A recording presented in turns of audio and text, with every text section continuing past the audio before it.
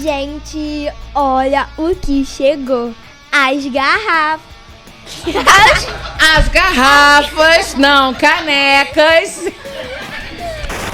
Gente, já chegou as nossas garrafas lindas. Não, caneca. É assim mesmo, era... É a garrafa caneca. Tem água, é linda. E eu, gente, eu quero. É que é pra quebrar. Vamos lá. Meia desaparecida revela o plano de fuga da gaveta.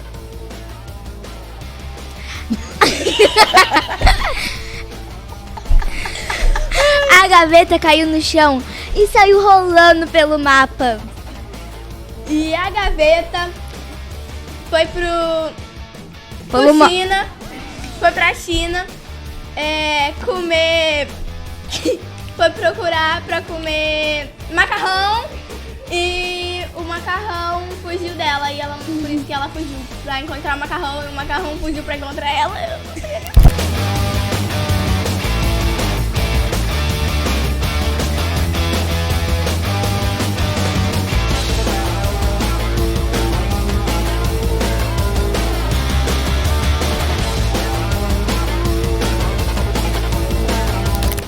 O mundo mágico do teatro, com a nossa convidada maravilhosa, Vivian Duarte. Aê! Tudo bem? Obrigada pelo convite. Adorei que vocês abriram falando um texto de Shakespeare, que é um dos monólogos mais conhecidos, que é o monólogo do Hamlet, Ser ou Não Ser. E eu acho que isso permeia toda a vida de todo mundo, independente da idade, né? A gente é ou não é? Na verdade, a gente sempre acaba escolhendo ser aquilo que nos determina, que a nossa ética, a nossa moralidade colocam à nossa frente. Então, ser ou não ser é sempre uma questão que a gente carrega na vida. Então, a gente é ou não é fofoqueiro? A gente é ou não é preguiçoso? A gente é ou não é um bando de coisa da nossa vida? Então, assim, para vocês que são jovens, é uma pergunta que é para refletir sempre. Toda vez que alguém falar alguma coisa que vocês são, ou que vocês pensarem que são alguma coisa, vocês só serão se assim vocês quiserem, porque tudo a gente pode modificar de acordo com as nossas vontades. Somos seres livres, com livre-arbítrio, então a gente pode escolher.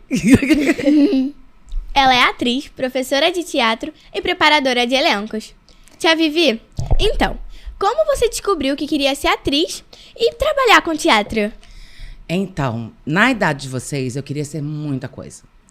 Eu quis ser professora, eu quis ser médica, eu quis ser arquiteta, eu era apaixonada por inúmeras profissões. E aí, minha mãe é que veio com esse papo. Minha mãe chegou pra mim e falou assim, você quer ser tanta coisa, por que você não vai ser atriz? Porque aí você vai ser tudo. Aí eu ia lá. É verdade. Mas assim, eu era muito, muito, muito tímida. Muito. Então, a maior dificuldade que eu enfrentei nisso foi perder essa timidez. Eu tinha muito medo de me expressar, de falar. E antes de ser atriz, né, na verdade, eu queria ser... Nada a ver com nada. Mas eu queria ser engenheira genética. Eu, quando era muito pequena, eu falava que eu queria ser tudo e mais um pouco. Agora eu foquei de ser entrevistadora, modelo e também quero ser atriz. Ah, conseguiu focar antes de mim. Eu foquei tarde demais. Eu fui entender que eu queria ser atriz com meus 17, quase 18 anos. Porque até então, na escola, eu ia muito bem em química, eu ia muito bem em biologia. Então, eu queria ser engenheira genética. Não por questões muito humanitárias, eu queria por coisa estética mesmo, porque eu queria fazer uma cirurgia genética para não ter mais pelo no sovaco, pelo na perna, olho azul, eu queria mudar umas coisas. E a minha mãe trabalhava na área médica, né? Minha mãe trabalhava no Hospital da Lagoa, e ela olhou para aquilo e falou assim, gente, essa menina tá vendo o futuro. Porque o futuro que a gente está conhecendo é isso, é entender a genética humana, é prevenir doenças.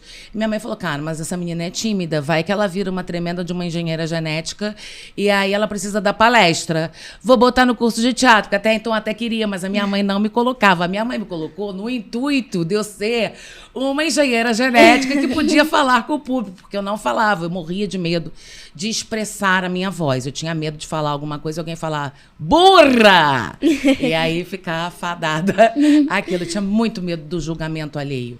E eu comecei a fazer teatro, comecei a estudar aquilo, e o teatro me libertou de uma tal maneira. E eu comecei a conseguir expressar meus pensamentos e tudo, que eu quis fazer disso a minha vida, de fato. Então, a vontade anterior, que era ser atriz, ela retomou com força total. Eu abandonei a engenharia genética e, na hora do vestibular, me inscrevi no teatro. Então, eu fiz bacharelado em artes cênicas, depois eu fiz licenciatura em artes cênicas. Fora isso, vários outros cursos, várias coisas que fizeram a minha formação. Então, foi assim que eu descobri que queria ser atriz, olha só. Queria lá no início, mas aí tinha vergonha, muita vergonha de câmera. Isso aqui, gente, ligava um trem desse, eu travava, não falava mesmo. E aí o teatro me ajudou nisso, e eu quis fazer disso a minha profissão, porque é de uma liberdade ímpar você conseguir falar, expressar o que você pensa, o que você sente, defender personagens. Então, é muito bom, assim, eu acho que eu estou no caminho certo, porque agora eu posso ser tudo que eu queria. Queria ser professora, queria ser apresentadora, então agora eu posso ser tudo, entendeu? E aí você também, como atriz, também vai poder ser tudo que você sempre sonhou. Eu, quando era menor, eu queria ser motorista de trem. É, bem esquisito. Mas eu comecei a querer ser apresentadora e ser atriz. E eu faço também algumas coisinhas, assim, de modelo. E eu também gosto. É gostoso, né? É bom. É. Eu, quando era petititinha, com 3, 4 anos, eu era modelo também. Então, eu desfilava. Mas tinha um grande problema. É isso que eu falo. Eu tinha vergonha de falar. Eu não tinha vergonha de me expor. Né? Então, eu fazia balé, dançava, tava tudo certo. Eu desfilava, tava tudo certo. Entendeu? Todo mundo me olhando, inclusive no desfile, tinham que me tirar da passarela. Eu ficava indo e voltando, quando eu via a tia ali querendo me pegar, eu corria de novo. Eu não queria sair dali. Mas a vergonha de falar, ela existia e era uma coisa que me travava muito. E eu sei que trava muita gente. Eu sei que a maioria das pessoas tem muito problema, inclusive adultos, em se expressar. E aí, assim, o teatro, ele é uma ferramenta que ele não é só um estudo que a gente executa para ser profissional. Ele também é um pouco de ferramenta terapêutica, ele te ajuda a te autoconhecer e a ganhar uma autoconfiança. Então, fazer teatro foi libertador para mim, não consegui mais largar. Fiz disso a minha profissão e uso tudo que eu aprendi também para ajudar pessoas que também não querem ser atores, mas que trabalham em bastidores de empresas, entendeu? Que são empresários. E hoje em dia todo mundo precisa vir à frente para ser a voz da sua marca, a cara da sua marca. Então eu ajudo essas pessoas a se comunicarem melhor, ou seja, a fazerem aquilo que eu tinha dificuldade de fazer. Tia Vivi, eu tenho uma pergunta. Como que era trabalhar no Lucas Tum?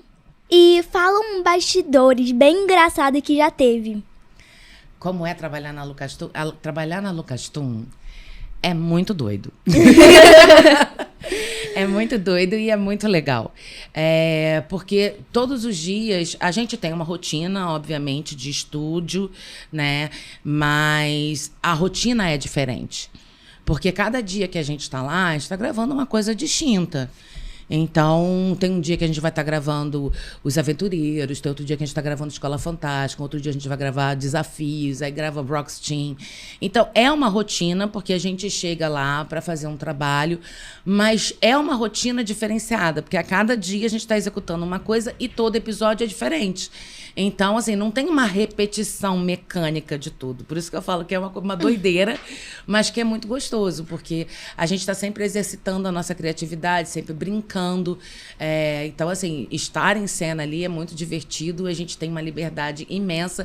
E eu realizei vários sonhos, assim, de atriz, sabe? Do tipo, essas coisas pastelões que eu via quando eu era criança, do tipo, torta na cara, entendeu? E descer pela parede, chorando. Então, é uma linguagem que permite a gente esses exageros e que é muito gostoso de fazer. E aí, também como eu faço muita vilã, acaba que a gente tem muita liberdade também até de mexer e brincar com o texto. Então, cada vez que a gente está em cena, a gente está sempre inventando coisas. É muito divertido por conta disso. É uma rotina que não é rotina e que a gente pode exercer com liberdade a nossa criatividade. Assim, como que é você ser má e boazinha? Porque você faz a mãe do Lucas Neto e, ao mesmo tempo, a Pandora, né? E como que é? Você, às vezes, se confunde? Ou como que funciona? Eu não confundo absolutamente nada. Não dá pra confundir. Cada personagem ela tem a sua tessitura, o seu jeito. E eu brinco muito com elas, né? Então, muitas vezes na rede social eu boto lá, Pandora responde, diretora responde, então eu respondendo. Eu acredito, e eu tenho certeza, né? Que todos nós carregamos dentro de nós o bem e o mal. Então, eu também tenho meu lado malvada. E que essas personagens me dão a oportunidade de utilizar essa lógica, né? Essa coisa que quando a gente pensa na nossa ética, na nossa moral, a gente não vai fazer aquilo com alguém. Mas os personagens que são os vilões, eles não têm esse filtro. Sim. Eles simplesmente fazem, porque o objetivo deles é atingir uma meta. E não importa se eles vão ter que passar por cima de alguém. Eles vão com tudo. Igual um trem. Um trem que a senhora queria dirigir, pilotar, passa por cima de tudo. Não tem como confundir, assim, mas tem muito, obviamente, de mim, entende? Eu fui criando as personagens conforme elas foram aparecendo e fui trabalhando muito com arquétipos, não sei se vocês sabem o que é arquétipo. Eu falei arquétipo, carinho. Que é isso? Por exemplo, se eu falo pra você o arquétipo da princesa, não vem na sua cabeça um jeito de ser, uma postura, um jeito de falar? Como você imagina uma princesa? Faz aí pra mim uma princesa agora. Fala, bom dia, passarinhos, como princesa. Bom dia, passarinhos. Bom dia, lar. Bom dia, mar. Bom dia, floresta. Bom dia, papagaios. Agora faz o arquétipo da bruxa, falando bom dia, passarinhos. Bom dia. Ai, que dia feio. Entendeu? Olha como é que a gente vai brincando. Quando a gente fala princesa, a gente pensa numa coisa mais leve. A mãozinha dela vem pra cá. Ai, é aqui. E aí, quando a gente tá falando dos arquétipos, né, são coisas que a gente comunica muito rapidamente ao público, porque são crianças também. Então, trabalhar em cima desses arquétipos é muito importante para que visualmente todas as falas elas tenham uma coerência com aquilo. A Pandora é uma brincadeira que eu fui inventando. Porque a Pandora ela tem um arquétipo físico de princesa.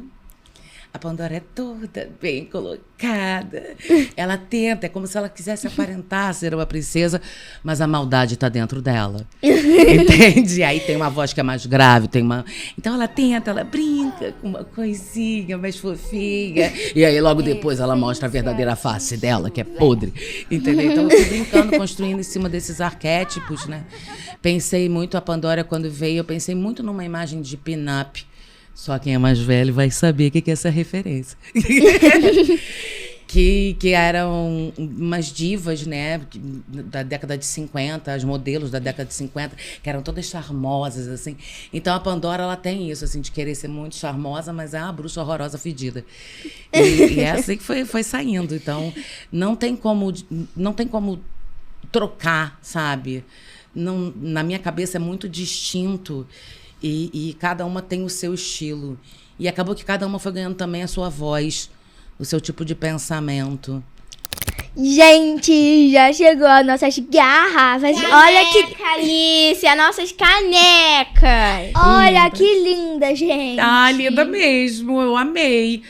Vou levar, pode? Claro que pode. É sua. Jura? É minha? Obrigada. Gente, já não se esqueça de se inscrever no canal, deixar o seu like e compartilhar pra todo mundo. Fofinha demais. Vocês estão lindas aí. Então, tia Vivi, fiquei curiosa. Qual o maior desafio de ensinar teatro para as crianças? Maior desafio É. de ensinar teatro? Ai, gente, controlar a turma de 20, 30. Eu peço silêncio tantas vezes. Silêncio, gente, deixa eu explicar. Pelo amor da vaca Versen, deixa eu explicar o que a gente vai fazer. Oi, eu posso falar? Oi, tudo bem? Posso falar? É assim. A Cláudia tá aqui, sabe muito bem disso, olha lá. É exatamente isso. Eu acho que o mais difícil é porque, assim, existe uma euforia, né? Sim. Da gente fazer uma atividade que a gente gosta. Então, quando vocês, né, que são crianças, estão fazendo algo que vocês gostam muito, vocês ficam muito empolgados. E aí, pra conseguir um silêncio, parar todo mundo pra escutar, uns gritos de Pandora tem que aparecer do nada. E aí o povo para. E escuta, mas é tudo em tom de brincadeira, assim, a gente brinca muito na aula. Não existe dificuldade no aprendizado. Porque as atividades são extremamente lúdicas, é uma coisa que vai correndo e você vai vendo a evolução de cada aluno. Obviamente que você vai identificar que pessoas têm facilidades para determinadas coisas e outras têm dificuldade. Mas, cara, eu sou professora há muitos anos, né? Então, inclusive eu entrei no Lucas Neto porque eu era professora de teatro. Eu fui indicada para o trabalho lá por ser professora de teatro, e depois eu comecei a atuar. Então, eu comecei a trabalhar nos bastidores lá dentro. E eu já vi muitos alunos que chegaram muito tímidos, gente que chegou, sem brincadeira, criança que chegava ali e se escondia embaixo da cadeira na aula e ficava só observando. E que, com o tempo, começou a ganhar confiança e começou a vir para frente e participar dos exercícios. Então, é uma questão de você abraçar, entender as particularidades daquela criança e ir trabalhando isso aos poucos, porque nada pode ser violento. Eu não posso expor e traumatizar uma pessoa que tem uma fobia de exposição. Pelo contrário, eu tenho que deixá-la à vontade. Então, você vai introduzindo aos poucos essa criança. Cada criança tem o caminho certo. Existem crianças que você precisa dar uma função. Se elas não tiverem uma função muito clara, elas vão dispersar e não vão conseguir concentrar. Então, geralmente, crianças assim, que são muito agitadas, eu coloco para liderar um grupo. Você é o líder do seu grupo, entendeu? E assim você vai trabalhando e extraindo o que há de melhor de cada um e fazendo com que todo mundo entre no jogo e o grupo inteiro se abrace. Porque o que é mais bonito num trabalho teatral é exatamente o fato de que todos nós estamos em níveis diferentes, mas precisamos um do outro para construir aquilo. Então, não existe quem é melhor, quem é pior, é todo mundo no mesmo patamar e todo mundo quer algo em comum, que é um resultado na peça muito bacana, que todo mundo fique feliz. Então, eu posso até ser a protagonista, mas eu vou ajudar a minha colega que está começando, porque eu quero que a peça saia legal. O teatro não se faz sozinho. Nunca. Nunca. Nem quando você está fazendo um monólogo. Mesmo quando você está em cena sozinho, você não está sozinho fazendo teatro. Você precisa de alguém para abrir o teatro, você precisa do diretor, você precisa de alguém para acender a luz. Então, assim, é uma arte do coletivo. E isso eu busco muito trabalhar isso dentro da sala de aula. Então, as coisas vão acontecendo. Então, eu ainda vou entrar no teatro, tá? Calma, eu ainda você vou vai entrar. Gostar. A pessoa já fala. Eu já fui. Eu já fui pra uma aula. Já foi pra uma aula. Muito legal. É divertido, né? Muito divertido. É divertido. Mas no dia que a gente tava na aula, era pra ser 4 grupos. Aí a gente fez o grupo da vaquinha, que a gente tinha que tirar o leite da vaca, não sei o que lá. Ordenhar uma vaca, cada um com uma ação. Então, você estava falando de uma ação cênica. E aí, como fazer isso? Então, a ação cênica era... E aí, a gente sempre que a gente trabalha com cenas, principalmente com crianças, né? A gente usa 3 patamares. Quem, onde e o quê. Né? O que é o conflito que está acontecendo na cena para que ela se torne interessante. Quem são os personagens, onde... o local onde a gente está, porque a gente tem comportamentos diferentes de acordo com os locais. Você tem um comportamento diferente num estúdio de fotografia do que você, sei lá, na tua escola, na hora do recreio. teu comportamento é completamente diferente. É. Então, determinar o onde determina também o tipo de comportamento, o tipo de conversa, o que está acontecendo. E aí a gente determina o que é o conflito, porque é sempre legal trabalhar com conflito e a gente vai colocando sempre, como professora, a gente vai colocando coisas a mais. Então, começa com um conflito muito simples, depois a gente começa com dificuldade para atingir aquele conflito, e assim a gente vai evoluindo para que haja um entendimento de como é complexo também fazer a cena. Não é fácil. Não é fácil. Tia Vivi, eu tenho uma pergunta. Fale. Se você virasse um personagem, qual personagem você viraria? É. É, só um. Só um? Mal tem que virar personagem? Sim, tipo de desenho animado. Um personagem de desenho animado? Acho que eu seria o rabugento da Corrida Maluca. Era o cachorrinho. Não é o desenho do tempo de vocês, gente. Eu sou velha, eu tenho 46 anos, tá? Mas as mães talvez conheçam. Tinha um desenho chamado Corrida Maluca, que tinha o Dick Vigarista, tinha a Penélope Charmosa e tinha um Conheço cachorrinho. O Muttley, acho que é alguma coisa que ri exatamente como eu rio, que é... que é esse riso sem som. Eu seria a Rapunzel de Enrolados. E eu seria a Alice no País da Maravilha. E qual você seria? Comenta aí nos comentários. Comenta!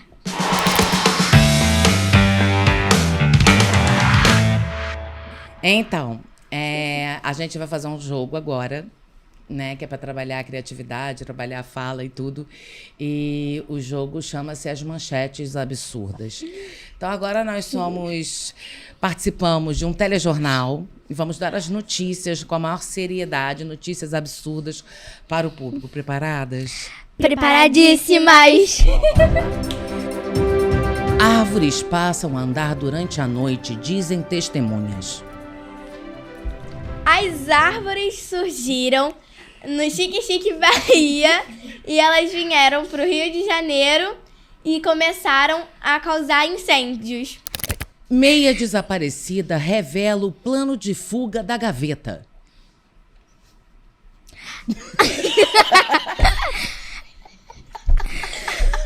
A gaveta caiu no chão e saiu rolando pelo mapa.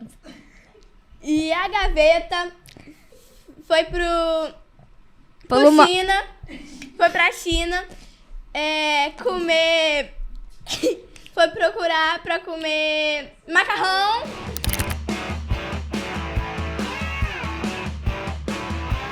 Perguntas rápidas, ping-pong do talk. Sem piscar, Tia Vivi. É papum, ação, palco ou cinema? Palco. Uma palavra que você fala direto nos ensaios. Nos ensaios? É, de teatro. Silêncio.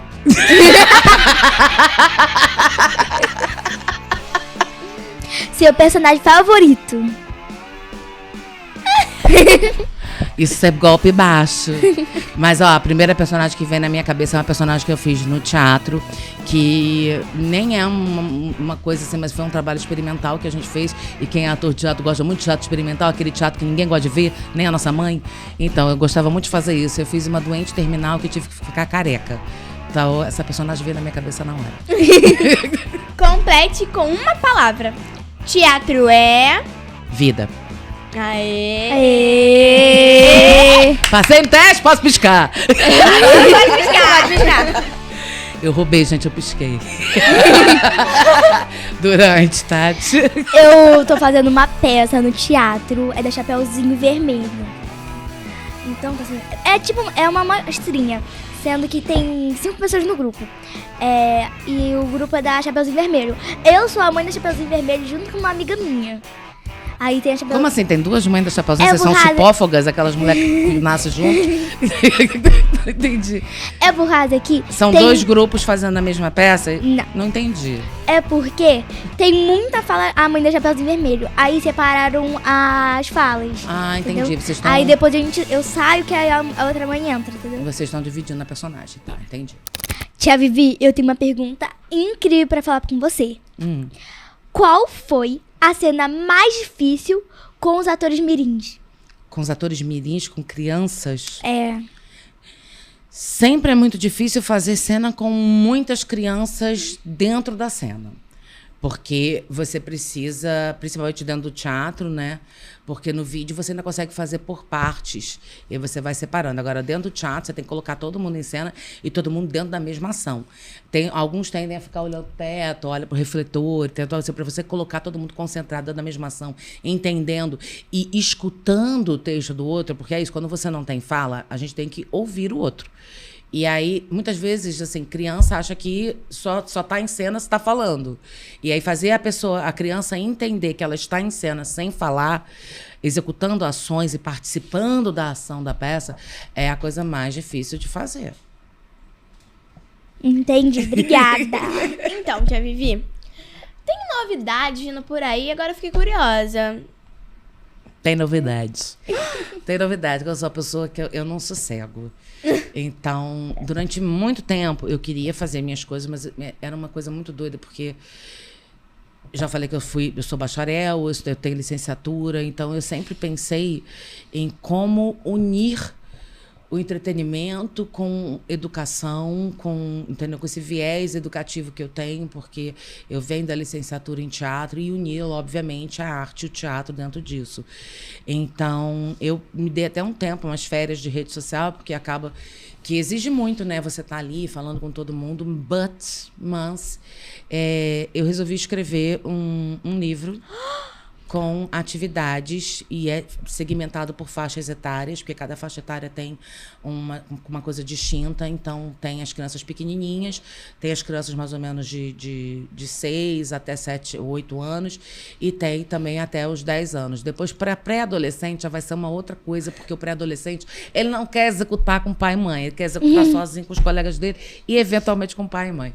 Mas aí é uma coisa que eu estou produzindo. Só que eu fiz esses que são jogos, como esse que a gente fez aqui. São jogos que são extremamente criativos e que buscam não só trabalhar a criatividade e a expressão, mas também trazer uma comunhão e uma união maior entre a família, né? Desenvolvendo esses laços afetivos. Então, não é nada assim que o pai e a mãe falem, ai, ou então o responsável, né?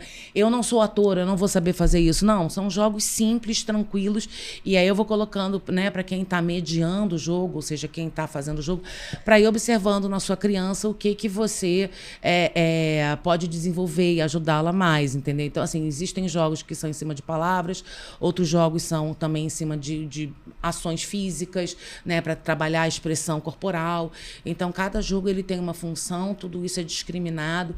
São coisas que você pode brincar de 5 a 10, 15 minutos por dia, ou seja, é para facilitar a sua vida. A vida da mãe e do pai que chega em casa exausto do trabalho e não tem tempo de brincar com a criança, tá? É para isso. Que legal! É muito legal. Ô, mãe, já é pra você comprar, tá? Marca aí. E aí também tem uma outra coisa que eu tô criando, que aí é um universo gigante que eu tô fazendo.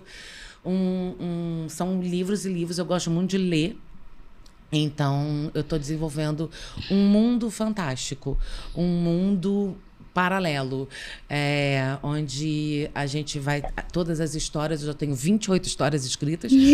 Mas por enquanto estou sozinha, gente. Se você, por acaso, é um editor, estamos aí para conversar. Então, já tenho 28 histórias escritas e sempre com esse viés pedagógico, trabalhando com ética, com a moralidade, com valores que são comuns. Então, posso dizer que em uma das histórias a gente vai trabalhar com a personagem principal, que ela vai aprender o valor de ter uma rotina, a importância de ter uma rotina, que isso não é fácil e que as mágicas, né, que a gente considera a coisa mais mágica do mundo, na verdade, elas estão em cima de boas atitudes. Então, são livrinhos que vão fazer com que você tenha muito que conversar com seu filho depois para desenvolver. Tem um que especialmente eu gosto muito porque fala do poder da palavra. Então, a mágica que existe dentro das palavras.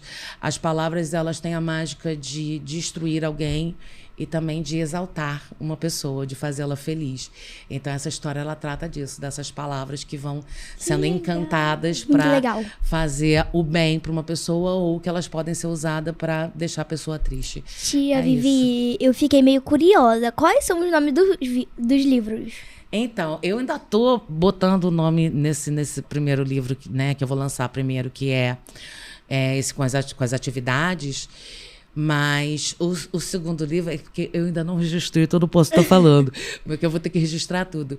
Mas o que eu posso dizer do segundo livro, que é tipo o xodó, é a coisa da minha vida, né? E por que é a coisa da minha vida? Porque todos os personagens têm o nome dos meus ancestrais. Todos. Então, a personagem é o nome da minha avó. Então, a personagem principal é o nome da minha avó. Tem o nome da minha mãe, o nome do meu pai, o nome de todos os meus tios que já faleceram e que são pessoas que foram e são importantes na minha vida. Porque, inclusive, tem uma das histórias que a gente trata da partida, da morte, né? Que é um momento difícil. Porque eu perdi meu pai há pouco tempo, eu fico emocionada. E é impressionante como existe uma presença física. E essa presença física da ausência, ou seja, a ausência da pessoa se faz presente muitas vezes. E eu trouxe na história isso como um ensinamento que eu estou tendo na minha vida, que essa presença física, na verdade, é o amor. O amor que nunca se dissolve. É impossível você dissolver o amor. A pessoa pode partir, mas o amor permanece. Então, esses personagens são as pessoas que eu amei e que eu amo. É isso, isso que é tão importante pra mim. Eu choro, gente. Ai, livro. Ai, meu Deus, agora o lenço, a água. Mas não posso falar o nome ainda, por causa disso. Tem que registrar. Entendi. Tem que registrar. Porque senão as pessoas escutam, aí vai lá, registra antes, depois eu me lasco. Mas tem todo um universo dentro disso, assim. A personagem principal, que é essa bruxa aqui, tem o nome da minha avó, é uma bruxinha, tá? Ela vive num vale encantado, né? E aí esse vale encantado tem as suas cidades, com suas lendas, seus mistérios. Cada cidade tem uma força única, assim, da natureza, um ensinamento para trazer para as crianças, assim. Então, não sei se as pessoas vão comprar, mas eu tô feliz só de produzir. Porque Eu vou comprar. Eu também. eu já tenho 2 leitoras. Obrigada, tia Vivi, por ter aceitado o nosso convite. Foi um prazer ter sua presença aqui no Super Talk hoje. E o que você fala para quem está nos assistindo, a importância do teatro para todos nós? Eu quero começar agradecendo o convite de vocês. Para mim foi uma alegria estar aqui, para a gente bater esse papo e principalmente poder falar agora para as pessoas de casa a importância do teatro. O teatro, ele é uma ferramenta maravilhosa para trabalhar a criatividade, para trabalhar a sua psicomotoricidade, agora eu esqueci o nome, que a pessoa é doida, mas trabalha a tua expressão corporal, trabalha esse vínculo afetivo com os outros, trabalha também com essa capacidade de trabalhar em grupo, né, de ceder suas ideias, de dar suas ideias. Então, para crianças é um exercício fenomenal para o desenvolvimento dela futuro. E para adultos, cara, vou te falar, é libertador. Então, eu acho o teatro uma das ferramentas mais completas para o desenvolvimento humano. A gente trabalha com ritmo, trabalha com cenas, trabalha com tanta coisa. Eu acho que todas as artes, elas contribuem muito para a nossa formação enquanto seres humanos, né? Elas ampliam a nossa capacidade e a nossa visão de mundo. Então, faço um convite para todo mundo para que estejam sempre, né, atrelados a alguma coisa artística, colocar o mundo que vocês têm interior para fora. Se não for dentro do teatro, vai pintar, vai desenhar, vai tocar um instrumento. Isso faz com que a gente entre em contato com o nosso eu interior e a gente consiga expressá-lo de alguma maneira. E vocês querem fazer teatro? Se sim, então solte essa imaginação, igual a tia Vivi fez. A tia Vivi dá aulas de teatro na Fashion Run. Vou estar deixando o contato passar aqui embaixo. É só falar com a nossa produtora, tia Cláudia. Gente, olha, é o 2º ano que eu tô dando aula com a Fashion Runway. Eu tinha passado um bom tempo fora de sala de aula e senti muita necessidade de retornar. E queria retornar dentro de um projeto onde eu pudesse ser a pessoa, né, cuidando, né, da formação pedagógica das crianças. Então, é um projeto todo pensado para o desenvolvimento artístico e desenvolvimento pessoal. Existem crianças que estão ali não para serem atores especificamente, né? Então, a gente recebe todo tipo de criança.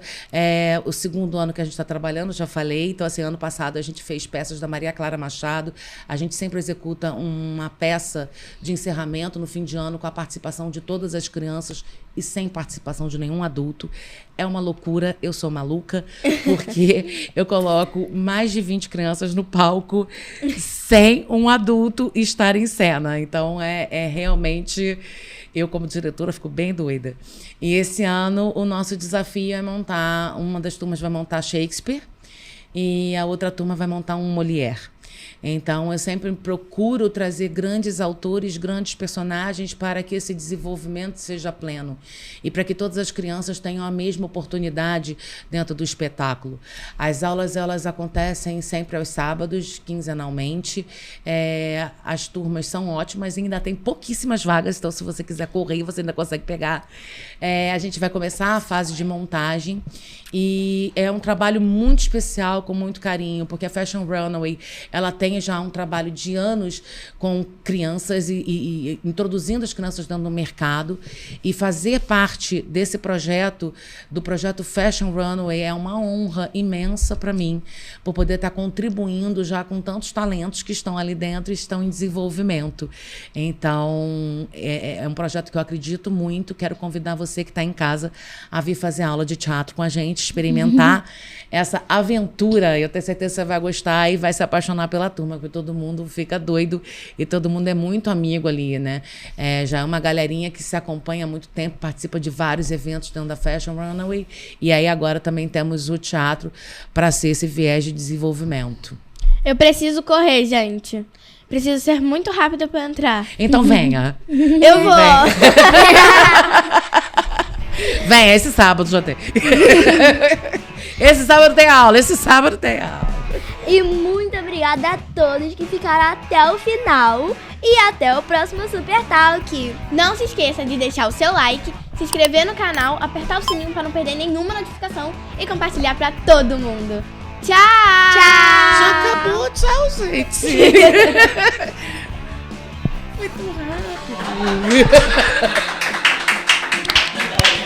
Muito rápido.